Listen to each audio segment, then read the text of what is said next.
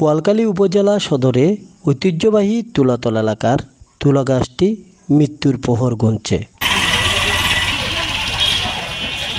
তুলা গাছটির জন্য এলাকাটি তুলাতল নামে পরিচিত। বর্তমানে জীর্ণশীর্ণ তুলা গাছটি মৃতপ্রায় দাঁড়িয়ে আছে। যে কোনো সময়ে ভয়াবহ দুর্ঘটনার আশঙ্কা রয়েছে। মুছে যেতে পারে তুলাতলের স্মৃতিচিহ্ন। এই তুলো তল্লানো এই তুলো গাছের লইয়েরা এই তুলোর তল্লানোর একটা নামকরণ এবং ঐতিহ্যবাহী তুলোতল, যেহেতু আজের পরিচিত নয়, কিন্তু দীর্ঘ 500 বছর আগের পরিচিত। এই তুলো গাছ যেহেতু মরে গিয়ে বিভিন্ন সমস্যা আছে, নিচে ওই লঙ্কর এই সেগুলো লেখি, এই তুলো গাছের যদি সংস্কার করে জীবিত করণ যায় তাহলে আবার পুনরায় তুলোতলার স্থান নেন। এই যে প্রত্যেকের এখন ঠিকানা বা এমন জায়গাতে আছি তুলোতল আছি, এটি ঠিকানা গান মাইছে আবার পুনরায় ফিরে পাইব। এলাকাটির পশ্চিমে গুমদণ্ডি রেল স্টেশন, উত্তরে বোয়ালখালী থানা, দক্ষিণে উপজেলা পরিষদ, পূর্বে পৌরসভা।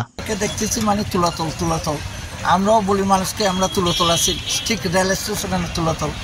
এটা একটা তুলাতল রেল ক্রসিং করছে শেখ হাসিনা সরকার এসে, রেল ক্রসিংয়ের অনতি দূরে এই তুলা গাছটা। অবশ্যই এটা রেল বলে আমার মনে হচ্ছে, এটা এত ইতিহাস বহন করে একটা পুরান বৃক্ষ। আপনারা তো বুঝেন এটা প্রাকৃতিক সম্পদ, এটা প্রকৃতি রক্ষার জন্য এই গাছটার অশেষ ভূমিকা ছিল বলে আমার মনে হচ্ছে। মতামত হচ্ছে স্ক্র্যাপ এবং লোহার রাখার কারণে এই গাছটা মারা গেছে বলে আমার মনে হচ্ছে। তবে অফিসার আসলে বুঝতে পারবে এই গাছটার মৃত্যুর কারণ। তুলা গাছটি সংরক্ষণের দাবি জানিয়েছে এলাকাবাসী।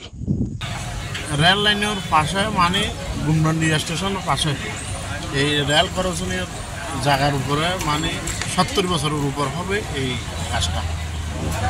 তুলাতলের নাম মানে বুঝি যাবে।